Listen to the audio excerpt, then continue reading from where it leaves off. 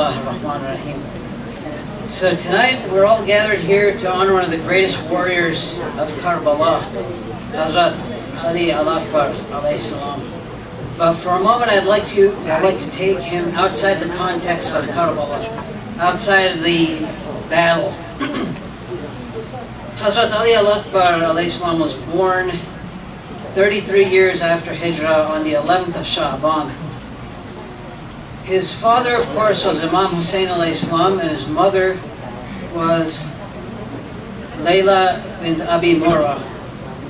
And his father's side, of course, his father's side lineage, of course, includes the likes of Rasulullah sallallahu alayhi wa alayhi and Imam Ali. But his mother's side, its lineage was also very distinct. From his great-grandfather was Urwa bin Masud al-Thaqafi. And Rasulullah sallallahu alaihi wasallam about him said that he is like the mu'min of Surah Yasin, Habib al-Najjar, in the sense that both Urwa bin Masud al-Thaqafi and Habib al-Najjar died in the path of calling people towards the path of Allah subhanahu wa ta'ala. And both were stoned to death in that effort. And also from his mother's side, his grandmother was Maymuna, daughter of Abu Sufyan, and with that in mind, that would make Yazid the cousin of Layla bint Abi Murrah. And because of this relation, on the battlefield in Karbala, Ali al-Akbar alayhi salam was offered a spot in the opposing army, and he refused this because he said, "I refuse to join the army of the grandson of the woman who chewed the liver of Hamza." But Imam Hussein alayhi salam describes Hazrat Ali al-Akbar the best here when he said, Allahumma ashadu Allah Allah al-qawm faqad baraza ilayhim ashbaha an-nasa khalqan wa khuluqan wa mantaqa bi rasulik Muhammad sallallahu alayhi wa alihi wa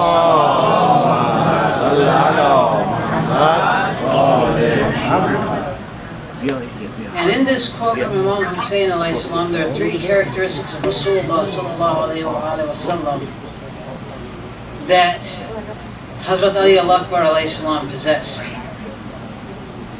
The three characteristics in this quote are his khalq, his khuluq, and his mantiq. In akhlaq, Hazrat Ali al-Akbar was like Rasulullah sallallahu alayhi wa sallam in the sense that he was generous and hospitable. One day while his mother, Layla bint Abi Murrah, was cooking, and as she was cooking, the smoke had risen to the chimney and it would billow out. And so he asked his mother, "Can we keep allowing the smoke to billow out from the chimney so that the poor can come by and see that they can have a meal at their place?" And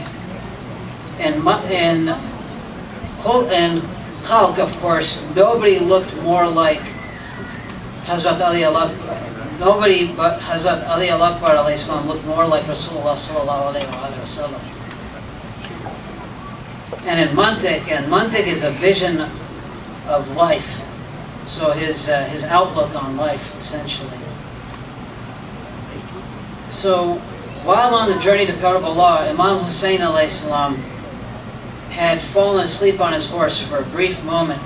And when he awoke, he read, "Inna lillahi wa inna ilayhi raji'un" 3 times. And this prompted Hazrat Ali al-Akbar to ask his father, "Why did you say this 3 times?"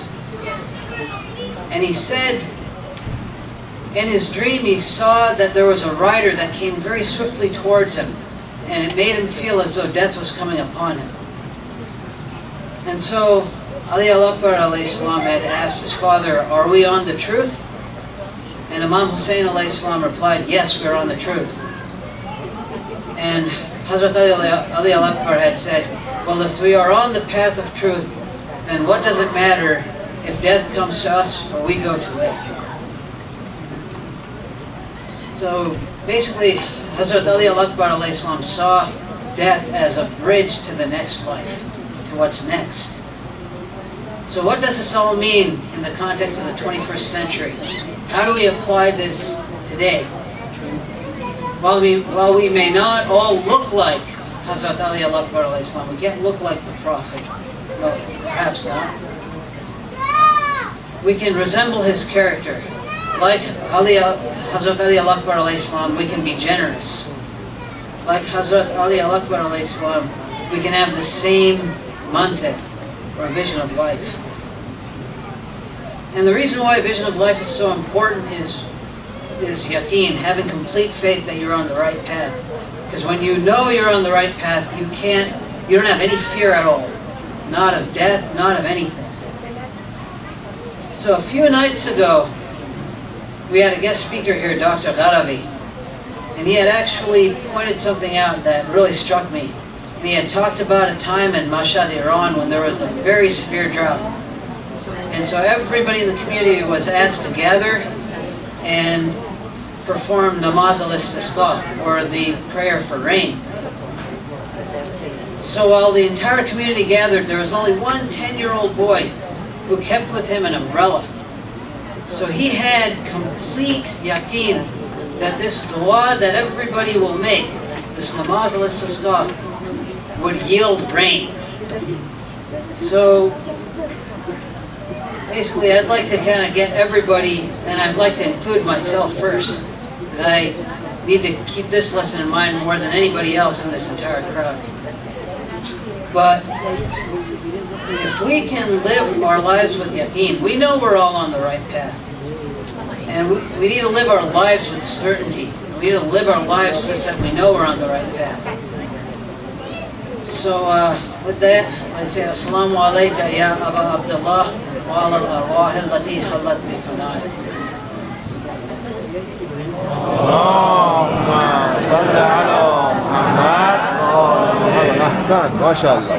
Barakallah. Thank you. Great. That was great. از عابد عزیز ما تشکر میکنیم برای سلامتی خودشان و فامیلیشان. صلوات بلند ختم کنیم.